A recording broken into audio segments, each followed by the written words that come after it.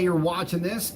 So basically, my show is more or less a background noise generator. So if you're watching this, or more likely you've got it playing in the background or whatever, thanks for stopping by. We'll be basically talking about the GSXR 750, but we're going to be talking about some other bikes that this motorcycle is going to compete with. I wanted to talk about what it's like, GSXR 750 versus insert leader bike here. Talk about some modifications that are going to be coming up for this bike. Just a little bit of everything. Basically, nothing much more than just me blabbering on about motorcycle stuff in general. So let's dive into it. I recently posted a video with me breaking in the GSXR 750 that's sitting right behind me. And I got to tell you guys, well, let me start all over again. I have a past relationship with this motorcycle. And I've got to tell you that it's like you've rekindled an old crush in a way. You know what I mean? And so for me, the 750 is a little bit more than just another bike. It's a major sentimental favorite for me on a number of levels. And because of that, coming back to this exact bike right here, one of the crazy things about it is that it is as good as it is, even when you put it in the light of, and I don't mean the shadow of, I mean even when you shine the same light on this bike that you would shine on a leader bike. Now, I want to talk about how the 750 compares to a leader bike, but I don't necessarily want to compare the two head to head, because it doesn't really make sense to do that. And hopefully I'll be able to convey that. So let me dive into it. First of all, the GSXR 750 is much more than the spec sheet would allow you to really take in. There's the sound of the thing, the feel of it, the way that it feels so light, the way that it carries itself. It's the sound, but the noises that it makes are so fun.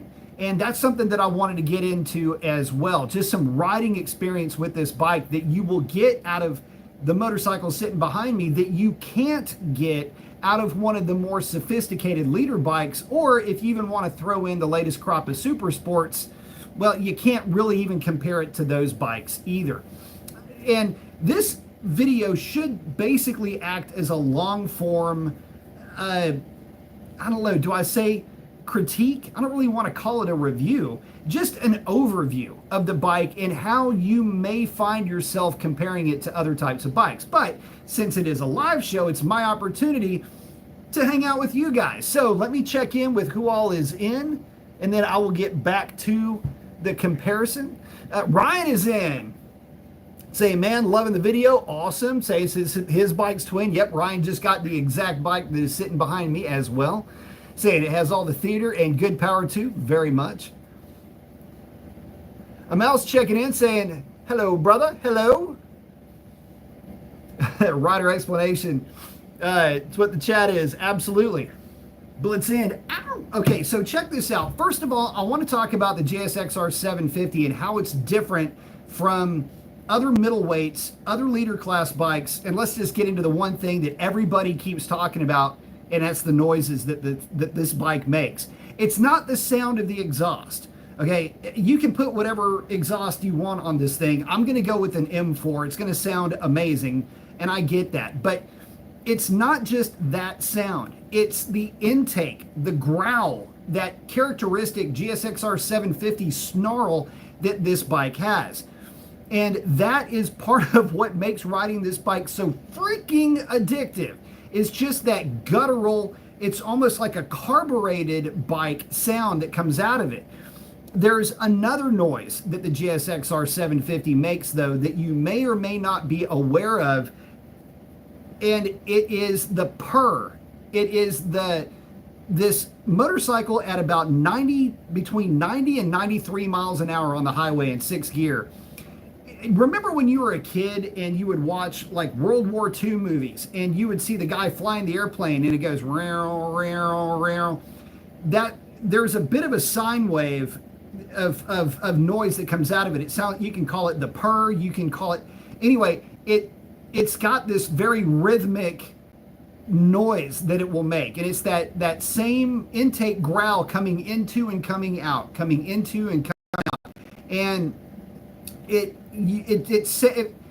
gives you, initially you'll think, wow, it sounds like I'm flying an old fighter plane, because it has that row row row as you're riding it at those speeds. Now you tip into the throttle and it just goes to straight intake noise. If you slow down a little bit, that kind of that rhythm goes away, that purr goes away, but it's this extremely, like, only the GSXR 750 does this, and it's that just really cool, that row thing that it does at 90 miles an hour. It's almost comforting, and it's something that you pick up on, and I'll try to park the bike right at 92 miles an hour in 6th gear, and I'm just kind of rolling with it. I absolutely love that about this bike. Some people would say, that's annoying. No, not for me. It is one of the few things about this bike that make it so freaking endearing for me. So you've got the 750 snarl, the 750 purr that it does. You've got arguably one of the best handling chassis. And this is something that I really did want to get into as well. But just talking about the noises that this bike makes, it's more than just an exhaust noise. It's a lot more than just the intake noise. There's other things. There's these Easter egg type noises that this bike will make. That real quick blip on downshifts, when you blip downshifts, that bark, bark, bark that it'll do. It's so good in that respect.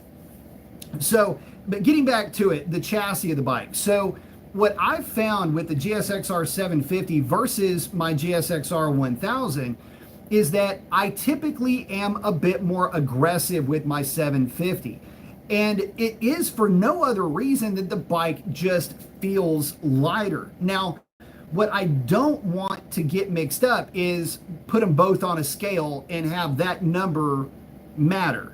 Because I can tell you this, the GSXR 750 with a slightly shorter wheelbase, with a 180/55 rear tire, which is a bit more narrow at the rear, it makes the bike feel a lot more flickable. It makes it feel much more light. And I can assure you that even with only, what is it now, like 70 miles on the clock, right? Maybe 80 at the most, I find myself in the same little switchbacks that I film. I'll find myself diving into those switchbacks with this bike. There was a video that I briefly posted and then I went ahead and pulled. It's one of those videos where I was like, I just don't want a lot of folks doing what I just did, where I've got the bike over so far and I am wide open coming through a right-hander when the mirrors were still on the bike, and you can see the shadow of the mirror perfectly on the ground, and it looks like you could just, like, it looked a lot more leaned over than it was, but it was still leaned over quite a bit. And because of that, I pulled it. But I did post up a video today with me hitting the same corners, and I'm going faster than I was in the previous video. And you can hear me rolling into the throttle as I'm going through that apex, rolling into wide open throttle with the bike, and it just plants, sets, the trajectory of the bike, just absolutely driving through that right-hander, is so predictable and stable, yet so flickable. And there's, in that video, if you guys get a chance to watch it, the right-hander that I drop into the left, there's a part of me that was just screaming to hold on to the throttle a little longer, drop that thing into the left, trail brake as I downshift, and start to step the back end of the bike out a little bit. This has got a slipper clutch, so it's a little bit more difficult to do with this bike at those types of speeds and on that surface. But that's how much confidence I have with the GSXR 750. It's so familiar to me in so many ways, but it would find itself to be very familiar and second nature to you too. This isn't just a me thing, guys. I'm not the only one singing this bike's praises. For the last, 20 years, this bike really hasn't changed all that much. I mean, yeah, it has changed, don't get me wrong, but the soul of the thing, the engine, The chassis layout may have changed here and there slightly, but the reality is that for the better part of 2 decades plus, you've had everybody that has ever thrown a leg over this bike somehow or another find themselves in love with it. Most journalists, if they own a motorcycle that is of a sporting nature, will own a GSXR 750. Pretty much anybody that has ever owned one of these bikes always ends up owning one again, even if they've, if you want to call it, the so-called graduation up into a leader bike. It's kind of crazy. If they ever did own a 750, somehow or another, they end up with another one at some point, either as a replacement for their leader bike or as a supplement. And that speaks volumes for this motorcycle. So how do I put this?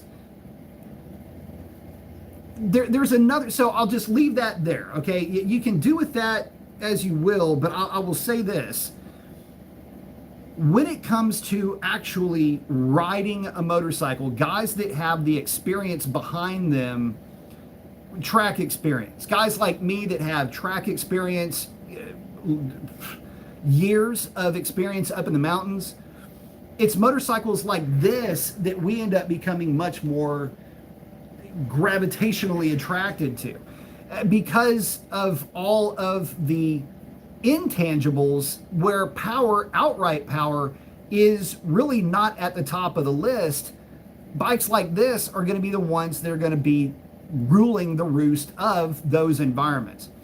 So in saying all of that, I do want to get into the technology suite that this bike has, or lack thereof. But first, let me get into you guys real quickly. Make sure I am not missing anybody. Sovereign's in. What's up, buddy? B, did you get a new bike? Yes, I did. GSXR 750. Technically, it is a GSXR 750Z. Z designating the blue paint scheme. And it is its 40th anniversary. So happy birthday, GSXR 750, the original one from 1985, setting the stage for all sport bikes that came after it. And that brings me to another really quick point. Guys, if it weren't for the OG GSXR 750, well, that bike lent its DNA to every other manufacturer that was out in the world at the time that wanted to build super sport bikes. GSXR 750 is kind of the, I don't know, the epicenter, you know, ground zero for how the modern sport bike would eventually evolve. Crash saying, can't wait to shit on my bike snob friends who are like, ew, there's no ABS. Dude. So let's talk about, I love that, dude. Okay, crashed on turn 7. Oh my gosh, I love it. So in T-Hill speak, that would typically be crashed on turn 14. That's the one where a lot of guys, it's the right-hander that leads to the straight. You'd see the guys in like C group or novice. It looked like a wad of hornets just wadding up. Anyway, sorry, that squirrel. Anyway, look, let's talk about the technology suite on this bike, or if you want to call it lack thereof, but I don't believe in that. So look, here's the thing, GSXR 750 and the GSXR 600, which an amazing bike, by the way, too. It doesn't have any kind of rider aids. The only thing that the GSXR 750 has is a rider mode. Now, what exactly does that mean? All it means, it's a throttle limiter. You can almost think of it like a governor. And if you press that button, it will more or less give you 600cc power output levels. Maybe a little bit less, maybe a little bit more, but it's not by much. And I don't really even know what that mode is for, other than maybe getting folks used to the bike that maybe came from a motorcycle that was significantly less powerful. But anyway, that's it. It's got a shift light, it's got a gear selector, and that's it. That's the only technology that this motorcycle has outside of fuel injection. Look, this bike doesn't have any ABS. This bike doesn't have lean sensitive doodads or, you know, IMUs or any other string of letters that you want to put together. The GSXR 750, and by association the 600, you are buying an old school riding experience. Matter of fact, when you purchase a GSXR 600 or 750, you are buying a retro motorcycle. You just may not realize it. But this motorcycle, in the way that it sits right behind me, outside of having a catalytic converter, is, for lack of a better way of putting it, indistinguishable from motorcycles from 25 years ago. I mean, think about it. It doesn't even have a gas gauge, guys. It's got a gas light. When it blinks, you need to put gas in it. When it's solid, you're pushing it. Like, that's it. You know, this is a motorcycle from when guys that rode had a bit more of a sense of purpose when they rode motorcycles. The lean sensitive stuff that you see and all of that, you are the ABS. You are the rider assistance. Your right wrist is your riding modes. And so for a lot of guys, having a bike like the GSXR 750, it only makes sense to them. They don't want all of the other nannies. And let's be fair, folks, a lot of these bikes that have the nannies that we would talk about, well, they don't make enough power to actually employ them. I mean, think about it like this. I'm not trying to, I think you guys know the place that I'm coming from. And I'll stick with Suzuki, okay? The GSX-R, that one, that you know which one I'm talking about, GSX-8R. That bike has a TFT screen, it's got ABS, it's got every conceivable limiters and all this other stuff. Does it need it? I mean, it's got a quick shifter and it's a really good quick shifter. GSXR 750, nope, you are the quick shifter. When you watch my videos, that's me blipping on downshifts. That's a skill that you develop when you're riding motorcycles that don't have all the nannies. So it doesn't have anything that you don't need. And by the way, if you do employ some of the nannies in some of these other motorcycles, especially if it's a middleweight, you've done something to upset the chassis. You've done something wrong if you are going to start to then deploy that level of technology. It means that you pinch the brakes on mid-corner. It means that you overcooked an entry somehow and you grabbed the brakes. It means that you figured you overcooked too hard and now you're dropping way too far over on lean angle. There's something else going on here that was obviously overcooking and rider derived to need those types of nannies. This bike behind me, even with those, okay, so this is the funny thing about the GSXR 750. It comes with Bridgestone BT016s. By the way, yes, I know I misspoke in the other video. I said 010. I don't know where that even came from. Anyway, it comes with Bridgestone Battle Axe BT016s. This is a tire that was considered to be a good, decent street tire back in the day, but technology has come a long way and all this other stuff. That's true, but on a bike like this, at the power level that it's at, guys, I've got this thing, there is no, not that this matters, but I'm already all the way over on the side of the tire on this bike. Again, if you've seen any of my previous videos, you'll see how I ride this thing. They're actually not bad. And so, yeah, I've had it get a little bit squirrely mid-corner on a couple of areas. It's because I was wide open through the apex, okay? I know what I was doing. And the bike is loving it. That's the other thing. The chassis of this bike, so forgiving. It's so stable, yet so lively. When you're on the side of the tire and you're looking through your corner and you're just rolling through the throttle, everything that it communicates to you, the front end communication is stellar. The way that the tail of the bike sets up in these high speed sweepers that I'm running it through, guys, it loves it. And that's the thing. so smooth with its power delivery. It's not buzzy. It's doing everything that you want it to do from a performance nuts and bolts perspective, mind you.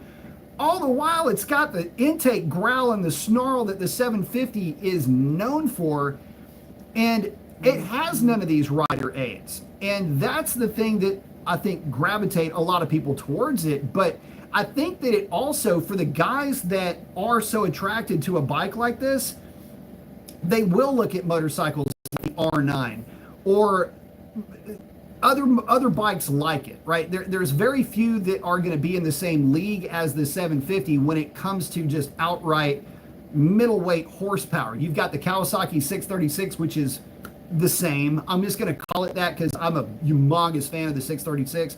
Very similar in power output in terms of horsepower. Awesome bike, but kind of in the same guise. But nothing is as raw as the Suzuki. And for those that want that experience, there is absolutely no substitute and no rival out there in the field.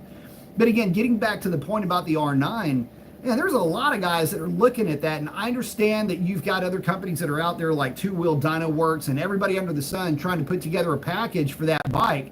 But let's be honest, they talk about they're doing it for racing. No. They're not doing it for racing. They're doing it for bragging rights. Now, I've got to ask again, and I've been asking this question for a long time, and maybe I'm just barking up the wrong tree here, but I've been begging R9 owners to jump in. I've been begging R9 prospects also to jump in. If you're looking at the R9, why? So is it because of the technology? Why do you feel like you need that level of technology with a motorcycle that only puts down 105, 108 horsepower to the rear tire? I need to know this. Oh, and I'm sorry, but I would be remiss if I didn't say that I do have an analog for the R9 sitting in my stable right now.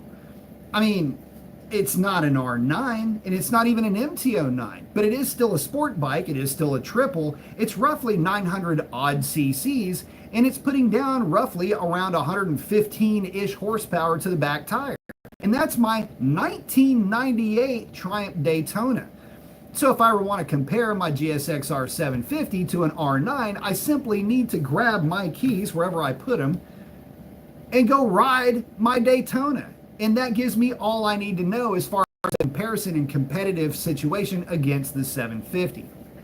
So anyway, that was a fun, love the comment, Crash. Sarver's asking, B, what's the story with the license plate on the fridge? The license plate on the fridge. Frigate. So my dad had a 1969 big block Corvette. And Frigate was that car's nickname. And Corvette's a type of boat. Anyway, Frigate was the license plate that was on his 1969 427 big block 4-speed Corvette that I grew up in. Goldfish, not sure if you mentioned already, are you planning to change anything on the bike? Quick shifter, exhaust tune, levers, etc. Okay, so good, Goldfish, I'm glad you brought it up. So let's talk about this. First of all, what am I going to change moving forward on this motorcycle?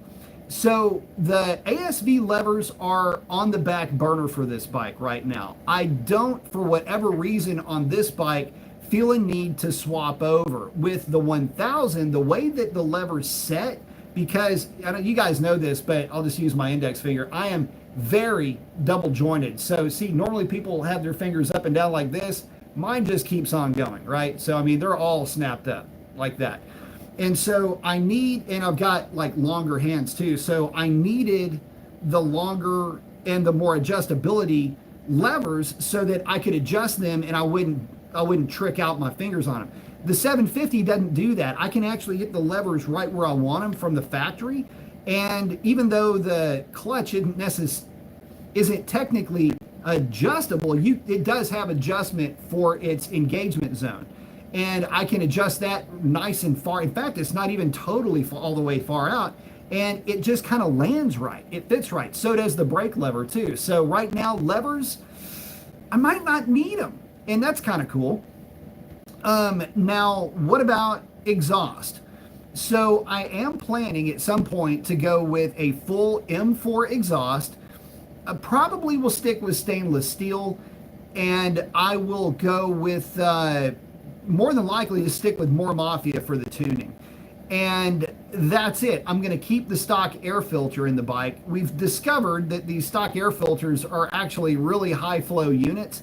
And I've also discovered that as I've ridden my 1000, oh man, these things have gargantuan ram air vents up front, and that collects everything. And the last time, well, when I had the gas tank off the bike recently, and I was putting in those velocity stacks, there was all kinds of crap in that air box. I mean, you had bugs, leaves, lots of flies. I must have gone through a swarm of flies, gravel, all kinds of crap in there. And so, look, a high flow filter might sound like a phenomenal idea, but Orange Crush and I ran our GSXR 1000s against each other, and because I had unfortunately misjudged a shift point, I think is the issue. My boy got around me on the big end at a significant pace, but still, that's on me. But he's got stock air filter, and they flow plenty of air, but more importantly, they filter plenty of contaminants. And so I am sticking with the stock air filter moving forward with the bike. And so we're going to go with the M4 full exhaust, a tune, and what else? Let me think. Oh, we're going to have, okay, so sprocket change. I am probably going to stick with the factory gearing with this bike. If I don't stick with the factory gearing, what I'll do is I'll go 1644, which will have the net effect of stretching the wheelbase by about 4/10 of an inch. I may do that, I may not. I may just go back with an ultralight rear sprocket just so that it's black and it looks better. But that's it. I was thinking my old GSXR 750, I went one down in the primary sprocket, so 17 to 16, and I went two up in the rear sprocket. So 45, I think, back then to 46, 47. Was it 44 back then? I can't remember the exact numbers, but you get the idea, one down, two up. That was great. The only problem with that, though, is that with the bike having a shorter wheelbase, and once you start throwing power at these things, they have a tendency to try to float the front tire a lot. And that sounds like it's a lot of fun, because it is. But the reality is that it's got a shorter wheelbase, and it can tend to get a little bit squirrely. And so the way that I ride this bike, and so far as I can tell, what makes the bike really happy is the stock gearing. And so I'm going to keep the stock gearing. I think I'm just going to get an Ultra 45 for it, throw that on the bike, and call it good. Oh, and then we get into tires. So once it comes time to swap out tires, it'll more than likely get a set of the Bridgestone S23s. I have had a ton of luck with the S23 rear that's on my 1000.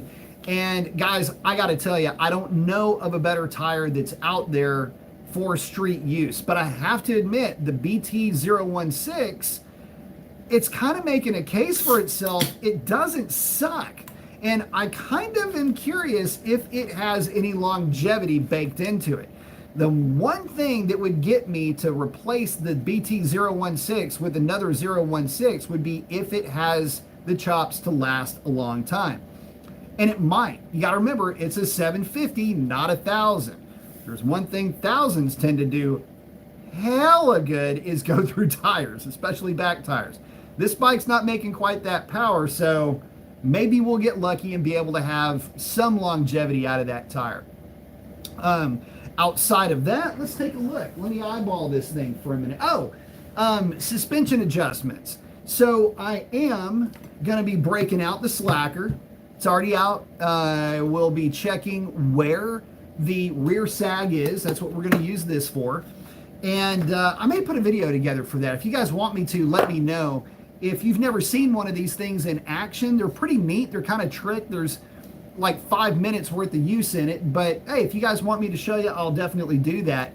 The front forks are super, super easy. I'm just going to use the zip tie method. These are 120 millimeter throw forks that are on this bike. So, and I got to tell you, right now, the way the bike sits, I'm having a hell of a hard time being able to justify making any adjustments to it. I'll put it to you even in these terms. Normally, by this time, I would have already gone through and done the back off and check it and, bust it out wherever my owner's manual is. I'd already gone through all of that. I haven't done any of that with this GSXR 750, which in a way kind of lends me into another point. I'm just going to be finding out what the sag is on the bike. I'm not planning on making any adjustments to this thing. And that, my friends, is probably the highest praise that I can give this bike sitting behind me. In terms of the suspension setup, with the speeds that I'm going and with my entry speed and with the level of aggression that I ride at, there is no complaint. It's the suspension is compliant. It sets up nice in corners. There's nothing about the way this bike is set up as that I have any complaint for. It is a street bike, and even on a long swoopy track, it'd be great. I would love to have this thing at T Hill the way that it's set up right now. I mean, could you? Oh my gosh. I mean, how do I plan that trip out? Anyway, having this motorcycle at Thunder Hill would be a flippin' riot. Now, I probably would want to throw a little bit different tire on this thing just because I have a feeling that I would probably overheat these things if I ran in like some summer sessions and at, say, mid to low A group pace. But that's the only thing that I would really want to change out. That's how good the bike is from the factory, the way that it's set up. So again, it's just going to be more me checking the static sag, or mainly rider sag. I've not really ever been a big, like, static sag, doesn't really do much for me. But again, the front forks, they're showing BPFs, just like the GSXR 1000, just with a softer spring. Yeah, I'm going to check those. They're 120 millimeters, super easy to check. I'm guessing the front sag is probably 36, 37, and the rear sag's probably 37 also. But we're going to find out. Let me check in with you. Goldfish saying best color. Yeah, Sovereign saying nothing like the 80s. Oh, Sovereign's got it posted up, the 1985 OG. Yes. DM is in. What's up, man? Sovereign said, I'm into technology, but I don't want extra computer crap in my vehicles, for sure. DM's checking in with Ryan. Oh, Sovereign's liking the analog gauges. Look, let me tell you something. I'll be real honest with you guys when it comes to gauges and all of that. So we haven't touched on this yet with the GSXR family of middleweights.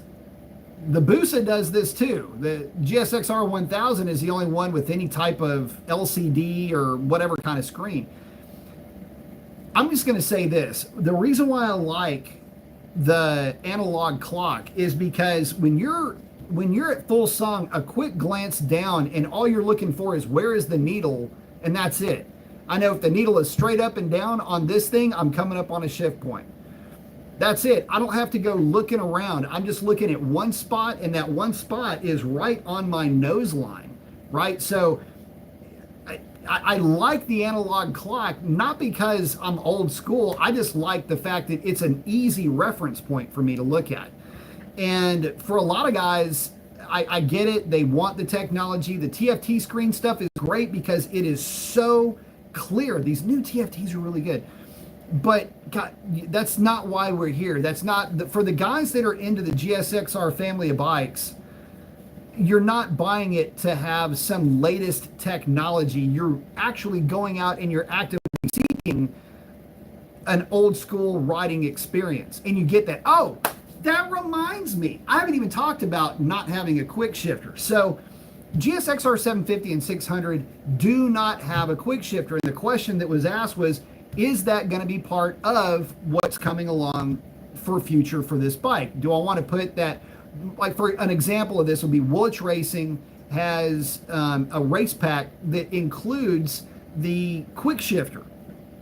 And I'm just going to tell you guys right now, the short answer to that is absolutely.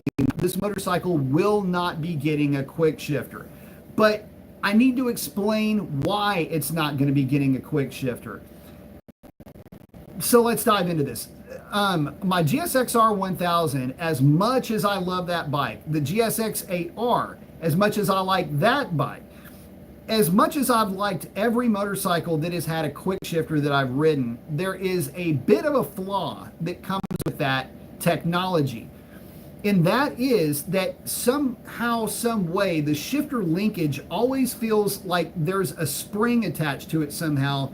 And that's part of that load cell that tells the computer that there is an input either for upshift or for downshift that is to be the fuel and ignition cutoff. Sometimes that feel of the shifter can be a bit rubbery almost, at least in comparison to a true mechanical linkage, traditional with no type of technology interface, which is what that quick shifter little thing is that's on there with the wire hanging off. That is the interface.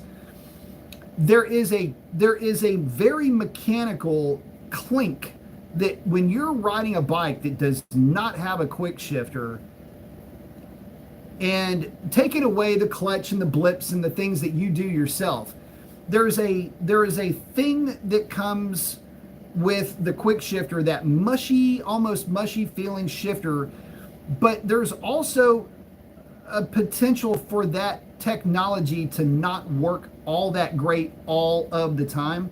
And what I have found is that with other motorcycles that I've ridden, my own 1000 included, on downshifts, if you're too low in the RPM range, it can hang the throttle open, makes the bike actually lurch forward on a downshift. I've had that technology bobble upshifts. So you're at like partial throttle, you're taking off first gear and then go to clip up second gear, and it'll bobble that 1-2 shift. It's almost like it gets confused. There are technologies that would probably be working in concert with the quick shifter, like the 6-axis IMU and all the other stuff that's telling the computer that a shift has been requested, but other parameters have also been touched upon that are causing other levels of interference that maybe this bike would not run into. But that's not the point. I want the more mechanical feel. I want the old school riding experience. I want a bike that when I want to shift the bike, I'm the one that's doing the blipping and the shifting. That's what this motorcycle represents to me. It has no nannies, but I also don't want any crutches either. And I'm not saying that a quick shifter is a crutch, but I think you understand what I'm saying when I say that that interface can be a potential issue and a fail point. Whereas old school mechanical linkage with a bar and your foot being the only two things that are in working concert together, as far as how does it feel, how up or down, that's what I'm looking for. And so no. Now I know that I had thought about it, and I may have mentioned it before, that maybe going with a quick shifter with this bike would be kind of a cool upgrade. But guys, I ain't paying the extra $500 to make it work. And I'm not paying the extra $500 for something that realistically I don't want anyway. So hopefully that answers the question as far as the quick shifter goes. Because I struggled with that. I'll be real honest with you guys. I did struggle with that, but every time I ride this bike, I just find that I find myself, as I'm shifting gears, but especially if I'm blipping downshifts, that's what I love the most. So much so that even on my 1000, I still manually blip downshifts on that bike, but it's got a different shifter feel. This one feels so much more locked in. You're much more a part of the bike with that, which is another reason that I like it so much. Ryan said, Gixxer 750 is the Babe Ruth of bikes. If you know, you know. I tell you what, it is amazing. DM saying you should post a ride video of your bike. I just did. I just posted. In fact, I posted. Oh, so I did so my reveal video was actually me doing a ride and review of my own bike, and then I just recently, a little bit earlier today, posted a bit of a break-in kind of video for this bike, is me just scrubbing in the tires and having some fun with it. Right, saying I don't record anything. I ain't pretty. Nah, it's all good, man. Let it rip.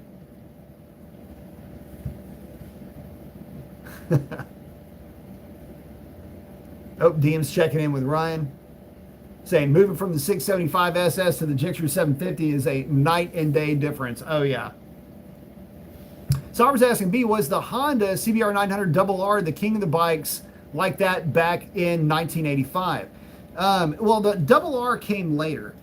You had a lot of bikes that came right after 1985 that were amazing motorcycles. You had the 900 RR, the 929 from Honda, and the 954 are three of the absolute best sport bikes of their era in the late 90s and early 2000s. The R1 checked in at that time, but leading up to that era, there were quite a few bikes like the Ninja 600 would be found in this. And among other bikes, the GSXR 750, though, coming out in 1985, was the first to be a true race replica with clip-on handlebars. It basically took what would have been known as a UJM, a Universal Japanese Motorcycle. It put race fairings on it, put the rider in a race-type position, and gave them an engine that was going to be extremely exhilarating and just be like nothing they had ridden before. That's where the GSXR 750 kind of began all of this. Now, there were other bikes. You had the Katana, for example. You had other motorcycles that would have fallen into a similar category, but nothing like the GSXR 750.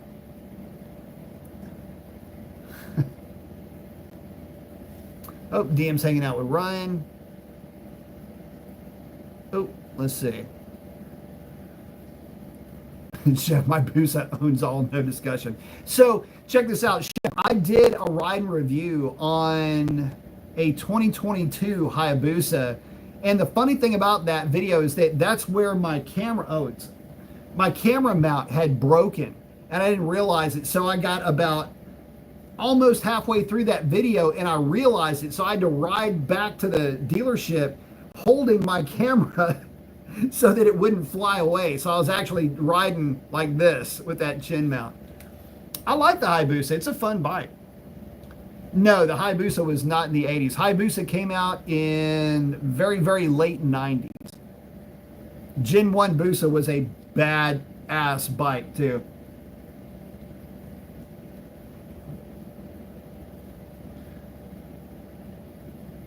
Oh, Ryan's liking the New Rage blinkers. I'll tell you what. Where are my keys? Here they are. This is actually a pretty trick thing. I don't know if you can see it. Is that the right key? I'll show you guys what those look like eventually. Good Lord. This is why I don't have figure out how to get it in the hole. So let's do that. There you go. You don't see that? I like how it is real subtle. It still is a blinker. But, oh, one other thing, and I'd be hard to show it, if you do try to switch modes, I was talking about the modes earlier, you can hear the electronic throttle valve finding its home position. So you go from A, which would be wide open, it'll go so you can tell that it's restricting airflow for mode B. Goldfish saying, I haven't changed anything on my 600 yet. I even like the stock exhaust. It sounds great and is loud enough. The only thing I envy on the R9 is the cruise control. Oh, Alan's saying the Brembo Master was worth it on the 750. Much better feel. So let's talk about the brakes on the GSXR 750. Alan brings up a really good point, is that it's the brake feel. I will admit that the GSXR 750 has some room for improvement, at least in terms of the brakes. Now, I'm gonna say this only to illustrate how good brakes have come. Putting a new master cylinder on any bike, any of the Brembo upgraded master cylinders, will improve the feel tremendously on any of these bikes. Where the GSXR 750 could use a little bit of help is in the master cylinder itself. Now, I am not so much a stickler for brake feel as I am brake overall performance.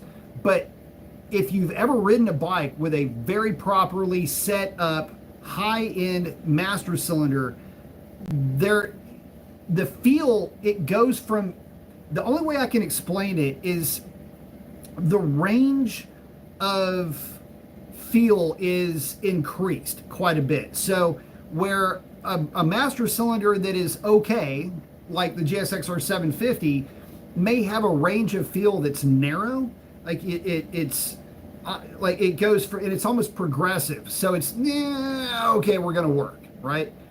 A better master cylinder goes throughout a much wider range, much wider spectrum of engagement, and that is something that really can make a difference. It pushes a lot more fluid, and so because of that, and it can be progressive as well.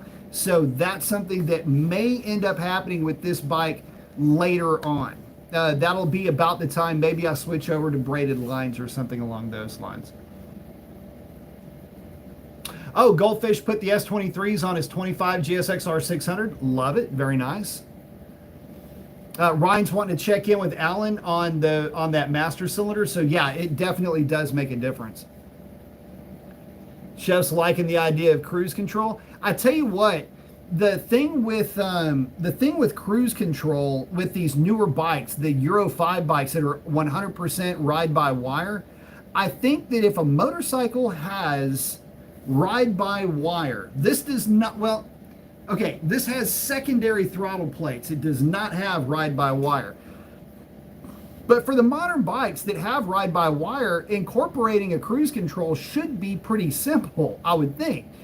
There's no, I mean, it's just software, frankly, at that point. And the only hardware, the only human interface just needs to be a button on and then automatic off with either brake input or throttle input. That's it. So I think that, look, I'm not one to say that cruise control is a must. I'm just here to say that if it's technologically feasible, there should be no reason to not have it on a bike. I can tell you this, on long trips, it feels nice if you could just set cruise control just to move your arm around. Your right arm is just kind of stuck in one spot the entire time, and that's where a cruise control could really help, especially if you're like me, where I got to go drive all over the freaking state before I find a place that's, good riding. Goldfish saying, please make videos for the changes and adjustments on the 750. I will. Alan saying, yep, he's got the 19 RCS and the feel of the lever is way better than stock. Felt the stock had too much slack before it engaged. That's okay. I'll tell you what, it's a common issue for brake master cylinders, especially British brake master cylinders, believe it or not, to have a lot of, I guess you could call it trail before it starts to really start to bite. The GSXR 750 kind of, in essence, walks a little bit along that same line. It's not quite as bad as some of the British bikes that I've ridden, but yeah, there's a lot of trail before you actually start to get into any of the meat of the master cylinder performance. Ryan saying it's got some play. Yep. And Alan's added some pads to it too. Skid saying, are we busy gushing on the GSXR 750 over here? Evening, fellas. Alan saying you won't regret it. Get it. It sounds, it will probably be in there. And yes, we are gushing on this bike. Alan also changed out the lines. That is something that I may do to both bikes. I am looking at maybe at the end of the season, for sure with the 1000 moving to braided, probably moving to braided with this one and putting a different master cylinder on it. Chef saying he loves his ABS. So he's saying just got back from Crater Rally in Lake Somerville. Very nice. Pierre's in saying new subscriber. Thank you very much. Appreciate that, buddy. Thank you for stopping by. Right, that's a damn good excuse. Summer's saying welcome in. Got rained on with the Street Glide. For you guys that may not have seen my my Street Glide review, man, I'm not a cruiser guy, but that Street Glide was a lot of fun. If I were to get a cruiser, it'd be a Street Glide.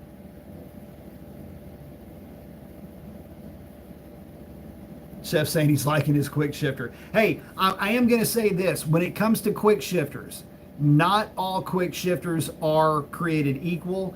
And I've got to get over it. Okay, so the videos that got lost were the Hayabusa video and the Tiger 1200 video. Guys, I'm going to go on record and say this about the Hayabusa. The Hayabusa has the absolute best quick shifter of any motorcycle that I have ever ridden, ever. And what makes it so good is it's not only, at least the one that I rode, was far more flawless in its execution of fuel and ignition cut, but it was the feel of it. It didn't have a very spongy feel to it the way that others do. So for whatever reason that is, I don't know what the reason for that is, but I can tell you that quick shifter on the Hayabusa trumps every other one that I've ever ridden on. And in the video, I even mentioned that it sucks that I lost this video because I was having a riot with the Hayabusa. Way more fun than I should have had. And I look forward to having the same amount of fun here pretty soon with that once I get to do the review again. But I mentioned that on at least on one occasion, and I was kind of fawning over how good it was on a second occasion. After I had made the loop and came back and I figured out what was going on with my camera, I was holding on to my camera and fanning the thing through the gears. And what was funny is I had it a little bit on the side of the tire entering into the highway, and I got it to get a little bit of I was on it pretty good, and I got a little bit of a head shake out of it. And of course, head shake, just lean and go watt.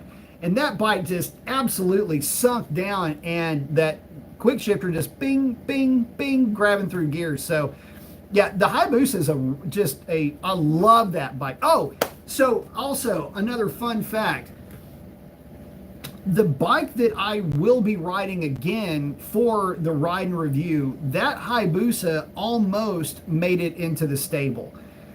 There was a budget, and there was an overall budget that I needed to stay within. And the Hayabusa was gonna, even though it was a 2022, or no, that was a 22, either way, the purchase price of that bike plus any other mods was going to put it like on a different plane that I wanted to be at. And so it wasn't like the 750 is not a second place. The Hayabusa was actually the second place. This is the bike that I wanted. But fun fact, so I guess I ought to tell you how all this came together. I haven't even talked about this.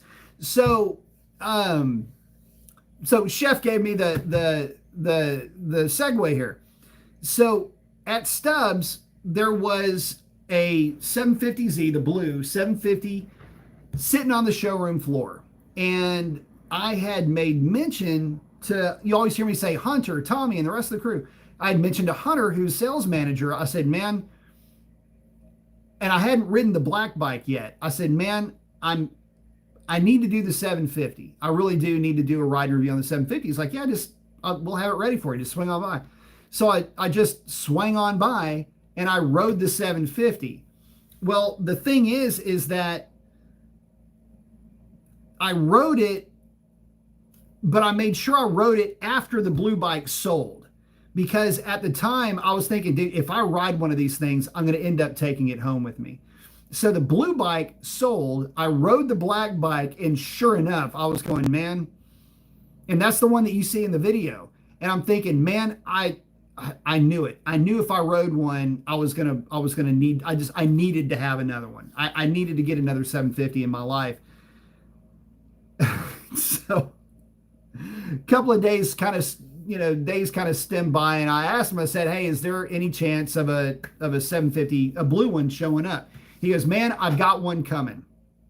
And I said, okay, put my name on it. Let's go ahead and that's my bike. And then we found out that that bike was not coming anymore. Or if it did, it was a long way out.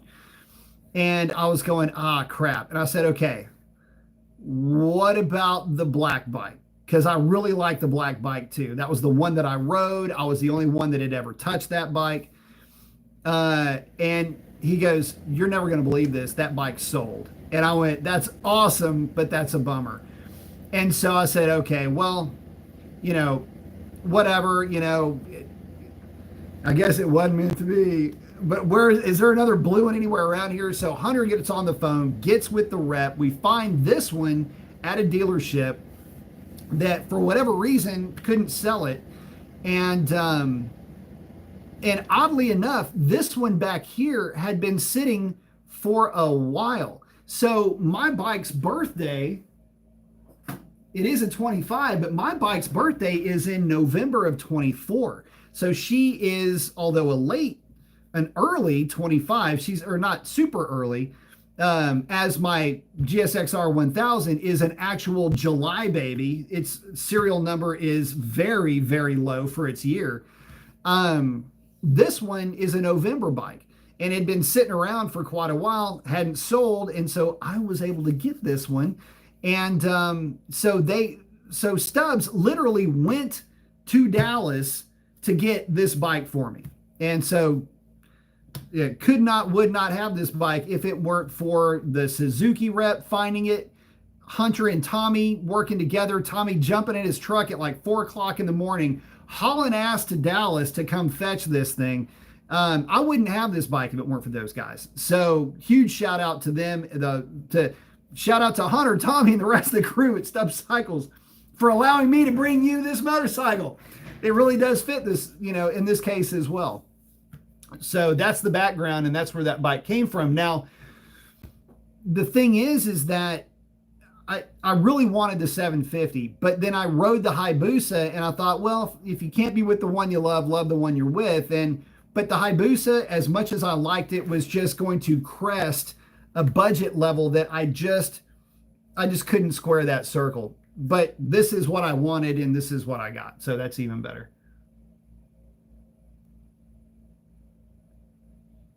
Lunatic Sensei, new rider here on a 25 750. Nice video. Thank you very much, man. I appreciate that. Welcome in, y'all. I spy a T-Rex on a tripod. Oh, talking about the T-Rex back here. That's it's a Triumph bag, but yes, there is a T-Rex lurking behind us. Ryan saying, see skids? Yeah, the Gixxer did bring quite a few. Yeah, it's a great bike. Skids liking the quick shifter on his Super Sport 950. I tell you what, I have had more. It's kind of weird. I don't know why it does what it does. In fact, I'm even going to be on the 1000. I'm going to be replacing that unit on my bike. It might just be that it's the interface that is having issues.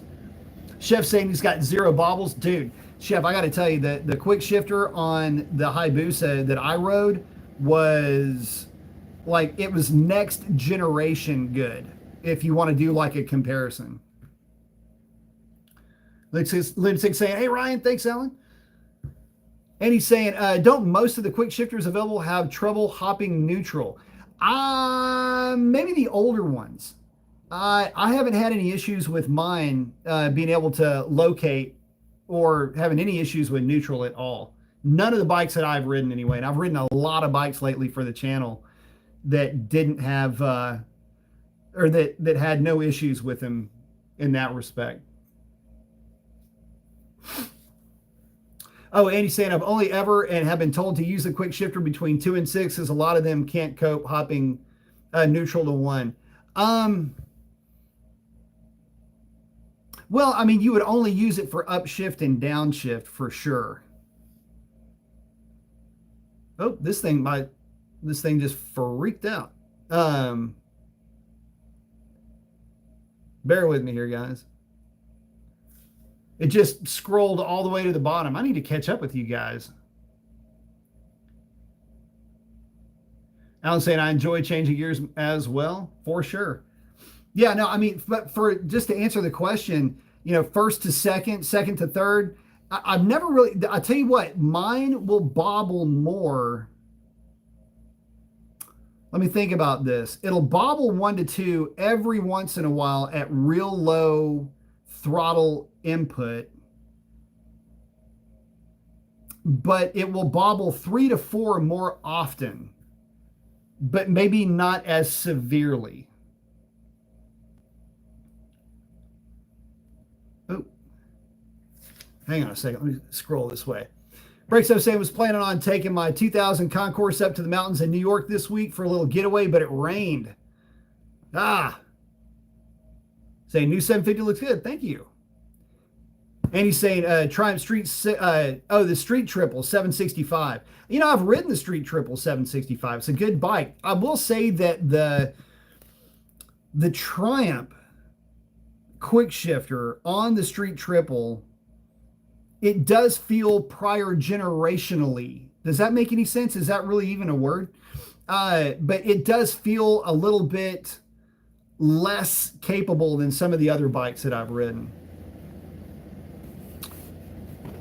Mustafa's asking, GSXR 600 versus 750, which one is good for new riders? I would say it depends on what you mean by new and new rider. If you've got background on a dirt bike, then I would say that the 750 is fine. And if you are a little bit intimidated by the 750, you can always just grab the B mode button in the back, which will reduce the power a little bit for you. The 600, though, is not to be confused with a beginner bike. That bike is a very capable track weapon. As a matter of fact, it's a bike that I've ridden at Thunder Hill in the past. It's the bike that most of the guys that I rode with rode, not because we were all big fans of Suzuki, but because they were so capable on track and they had a nasty habit of never breaking down. So yeah, the GSXR 600 is a weapon, make no mistake, but it also, oh, and I was also going to say, it might also depend on your size. If you're a bigger dude, then the 750 might be better because you might need a little bit extra power to muscle you around. If you're a smaller guy or female, then, and when I say smaller, I mean like 165 pounds and under, then the 600 might be a little bit better bike for you. So saying, straight talk, brother, I appreciate it. Absolutely. Break stuff saying, interesting how the exhaust exits the left side. What it is the thing with the flip on this camera is jacked up. So you've got me, it's in a mirror mode. That's why Frigate right over here it looks like Tiagarf. Anyway, yeah. No, it's definitely the right side.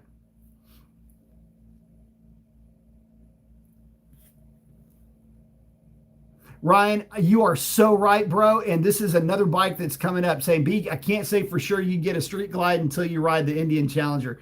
There's one at the dealership and I am dying to ride it. The last time, in fact, I went to ride it the other day and it had a battery fault. The actual battery itself failed. And so, yeah, I that's a bummer because I never got a chance to ride it. Oh, Chef saying, thank you, bro, on the Busa quick shifter. Dude, it's legit, man. I mean, credit to the Busa quick shifter. That's just me. It's like me telling you that grass is green or the sky is blue. That's a fact about the Busa's quick shifter. Real talk. Yeah, the Chally is a frame-mounted fairing to the Road Glide. Yep. Andy's saying, on GSXR chat only, I get it. Had my... the 750F once, yeah. Really bad rear shock, no confidence at all. Sold it before I stacked it. I get it.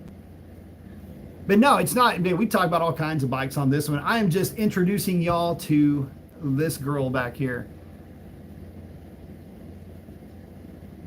Oh, Skid saying the Chieftain is Indian's attempt at a batwing fairing. Cool looking bike. I really like the Chieftain. I think there's a Chieftain up there too.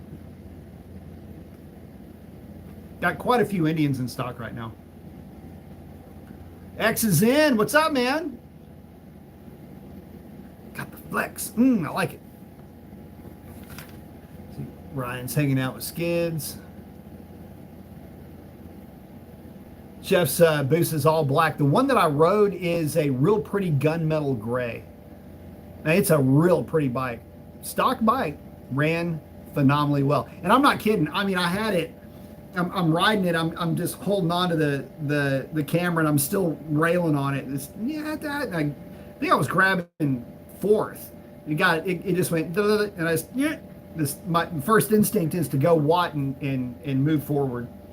It just awesome. X saying Stub Cycles is the GOAT. I'm telling you, great folks over there. Went way beyond what they should have, could have, or would have done. I don't, listen, that's just the kind of guys they are over there. Family owned, just really cool group of guys. And went, I mean, just out absolutely above, beyond any kind of expectations. And the same is for their service department too. Those guys are so good. Again, best guys you could ever hope to work with. X is saying, did my wife give you the all clear for that bike, B?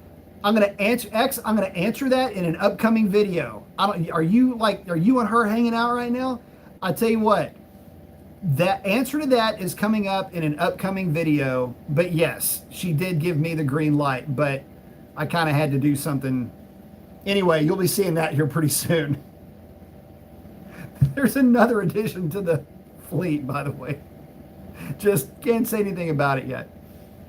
It's a car that she liked a lot. It's a car that I used to like. It's nothing old. It's nothing like that, but it's a neat car. And anyway, she needed a new car, so we actually found one. It's the one that she wanted, and it's also the one that I would have gotten if I would have bought one. So that's coming. Chef saying, yes, sir, the 600 is capable. Absolutely. So I was saying, thanks, brother. Of course.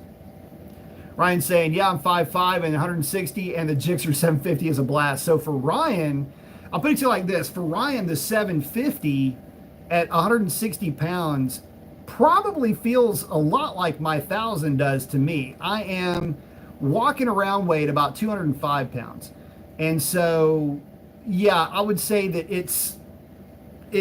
that 40 odd pound difference is gonna find itself a lot with a power to weight. Oh, so Alan's saying get the blue decals from Ace Vinyl. I tell you what, I'm glad that you mentioned that, because I was looking at that potentially for this bike. So yes, when it gets tires, I may be putting the blue decals on it. I had red, my old it was a 600 that had a 750 transplant. It was an 06, and I had the red decals on those. I really like that bike. Again, I'm one of the ones that had a 750, moved away from it, and I wished I would have kept it, and so here we are. Oh, Alan's checking in saying, yeah, talking to Ryan about the same height, and yeah, perfect for shorter riders. Oh, that being said, I'm also going to be, almost busted my ass. I'm also going to be talking about the rear sets and the adjustments. I am still running in the factory setting of most aggressive. What's interesting about that, though, is that the black bike that I rode was in the bottom setting. Go figure, right? But anyway, I will be talking about the adjustments. I don't really feel like I want to make any adjustments just yet, but so far I'm saying that. But I will say that at some point I may want to either move them back or move them down, and so I'll let you guys know how that all works out too, just to kind of give you an idea for like when you sit on it, is it more or less comfortable? What does it feel like? Can you even tell the difference? That's what I'll be talking about in that video once it comes up. Oh, and he's saying he pulled the trigger on a 25 Pursuit 112. In 2 weeks, he gets it. Nice.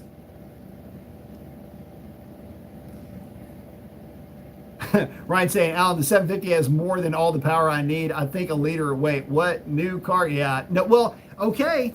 So here's the thing. GSXR 750 is only $13,000. Okay. The least expensive liter bike, the least expensive, is the GSXR 1000, and that's 16.5. So you've got 16,500 for a liter bike, $13,000 for the GSXR 750. And guys, I have both of them, and I'm here to tell you, you would be more than happy with the 750 as being the only bike in your garage or the only sport bike in the stable. I can promise you that. So yeah, make no mistake, the 750, man, this is what becomes kind of the hard part of it. Like, do you say that it's better than the 1000?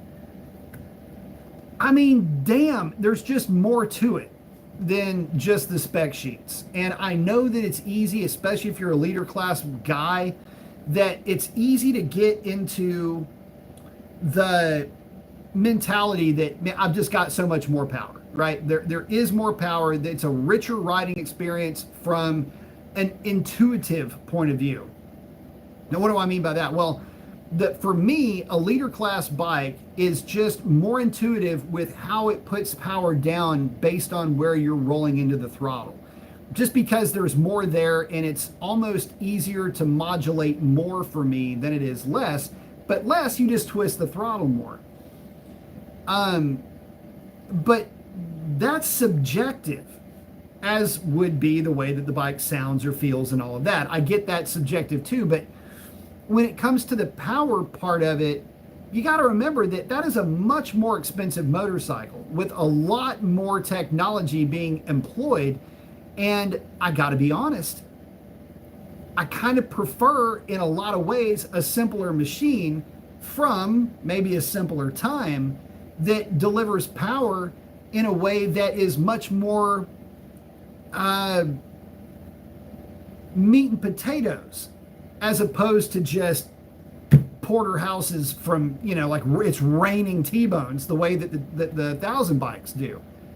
Does that make any sense? I don't even know if I understood what I just said, but I think I'm trying to make the point that the GSXR 750 is just such a good all-around bike, and it does everything so well, especially on the handling side, that you almost don't even, and this also goes for the 600, by the way, that you almost don't really care that it doesn't have the power that the 1000 does.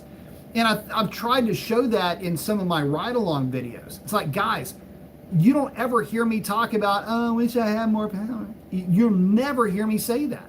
I just turn the throttle more if you want more power.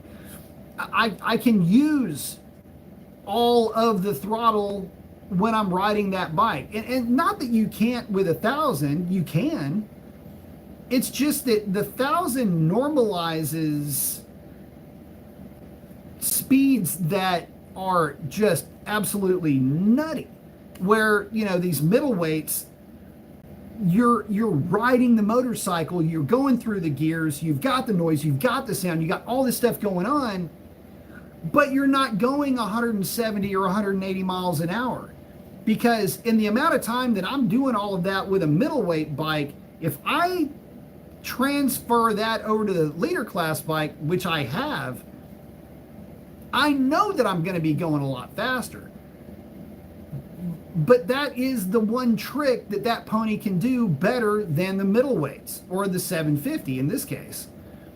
Everything else, the 750 might be a little bit better, and it might be, well, it is more engaging. And I think that's really the clear takeaway here, is that the 750, because it is a throwback bike, is so engaging. And by that effect, at least in my opinion, can be a lot more rewarding to ride. At least it makes you feel like you're a superhero. You're going through the gears, and once you master blip downshifting and you got the sound working for you, and you get the that awesome GSXR 750, that purr that it does, and that round round when you're going down the highway, it's got that, and the growl of the intake, the theater of the thing. Golly, it does things that other bikes simply don't. Even its bigger brother. That's a saying. Yeah, that's when you're married, you got to make those deals. Yeah, that's right. Breck is asking, what is my favorite sounding bike? Love the inline 4 Hal, but I'll be damned if I've ever heard anything better than an early Interceptor VFR 750 with an open exhaust. Man, I'll tell you what, I really like my RC51 with the Two Brothers exhaust. Well, GSXR 750 for 4-cylinder inline bikes for sure. For the V4 bikes, Aprilia RSV. That's what a buddy of mine has, and that bike is freaking amazing. But when it comes to outright best sounding engine ever on a motorcycle, you're going to have a lot of people agree with me when I say that the R1 is the hardest to beat, I think. I really do. I think the R1 is the best overall sound for a leader bike, for a big bore bike. The GSXR 750 for the smaller bikes, and I'm just going to have to roll with that. Lunatic saying 5.5 gang can pretty much flat foot in the right shoes and boots. Yes. Oh, that's something else too. So the GSXR 750, the middleweight, the seat height is significantly lower than a leader bike too. So I know that a lot of times these bikes get compared, the 750, it's not as, look, but the 750 is smaller in total. It's like a 9/10 version of the 1000. You sit significantly higher on the 1000. And so, yeah, it's awesome. Again, the 750 is just so good because it accommodates, in my experience, riders of all kinds of varying body types, heights, and builds. You might be talking about somebody that is, say you're 5'5" or 5'7", but you're long torso, right? Or let's say you're a chick that's 5'5" or 5'7", and you've got longer legs. The GSXR 750 fits exactly both body types, even though if those people were bisymmetrically, or were bifurcated symmetrically, they might be 6'2", you know what I'm saying? So for me, that's another reason why I like the GSXR 750 so much, is because for many more people in the world, it fits. A leader bike, man, they sit pretty high up, plus the suspension is stiff on a leader bike. And that's something that I may have already talked about this earlier on in the show, but that's something that cannot be overlooked. If you're a lighter rider, the 1000 will beat you half to death over the street, over little undulations in the road, and expansion joints, things like that, irregularities in the road. Man, that 1000cc bike, it took me a hot while to get that suspension sorted out, and I don't think it's all the way sorted out just yet, but it's very close. The 750, I just got on it and made motorcycle sounds, and that was it. Done. I didn't even touch it. Now, again, I will be going through and I'm going to be checking everything, but and I'll be showing how this gadget works here. The slacker, I'm just going to be measuring the sag on this bike. Whatever it is, it's great, and I'm not going to mess with it, but I want to bring that information to you guys. Because somebody later on, can go, what is the sag on a GSXR 750? And then you can look it up and you'll see it. Let's see.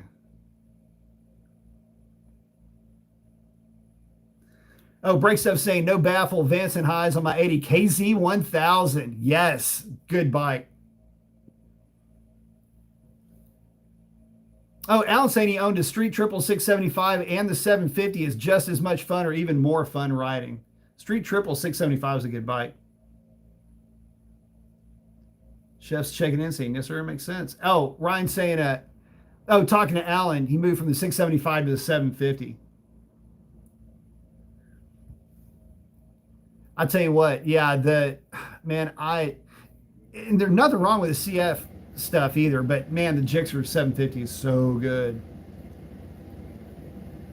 And Alan's saying, yeah, the Cafe Scrambler, it's a cool bike, very cool bike. You know, speaking of which, I have to remember that I do have my T120 sitting in the garage too. I need to take that thing out.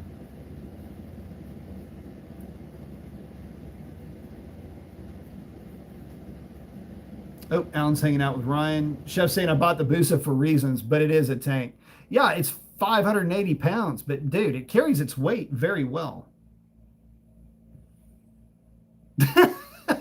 Ryan, come on, say had it only a week before skids and B bullied me to ride a Gixxer and then I was hooked. Bro, you gotta just try it. The first one's free.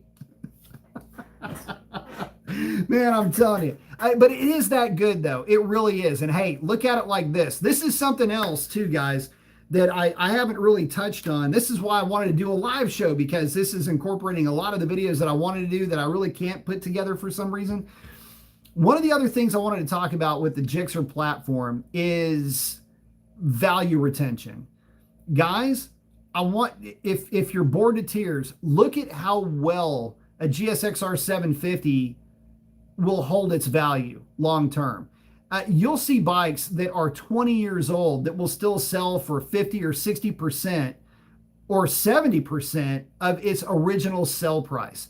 It's kind of weird. The GSXR badge in general, whether it's a 600, 750, or 1,000, the higher you go up in displacement, the more of a percentage of that original purchase price you can recapture on the back end if you ever wanted to sell it or move it on or what have you.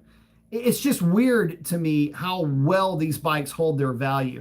And again, the GSXR 750 and the GSXR 1000 in particular are obnoxious with how well they'll hold their value. The GSXR 600 also, when it comes to the 600cc middleweights, is way high up there too. And it makes sense.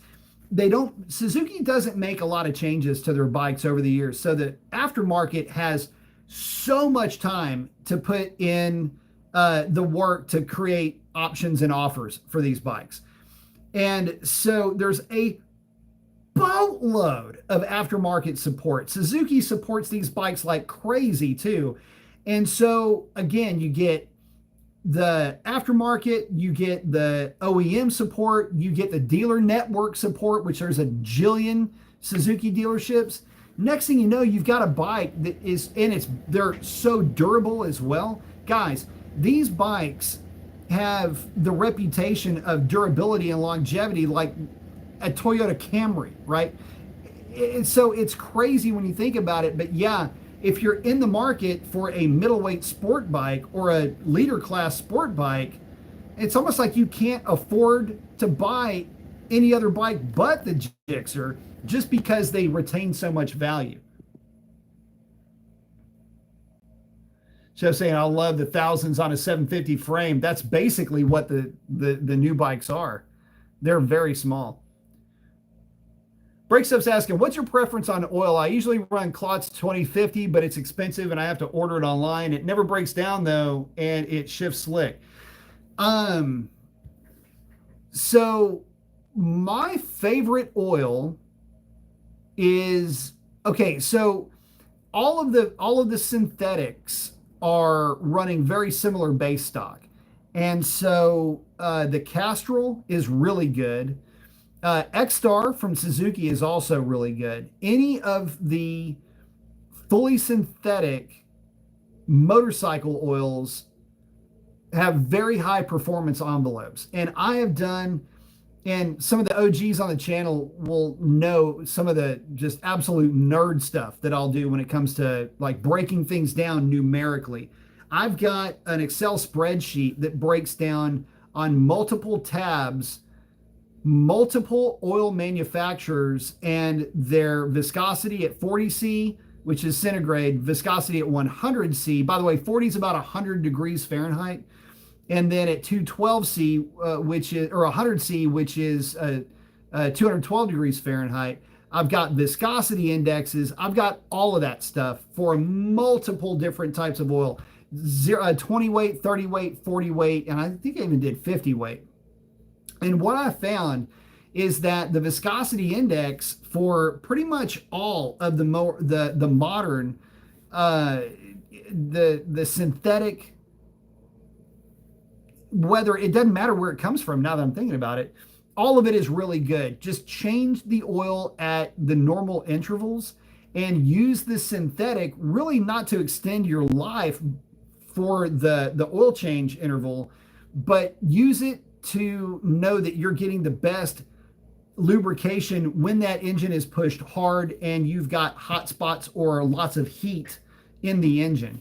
That's where the synthetic does the best. It has the best capability to hold on to its viscosity when it gets hot. That's when oil starts to break down from a viscosity point of view.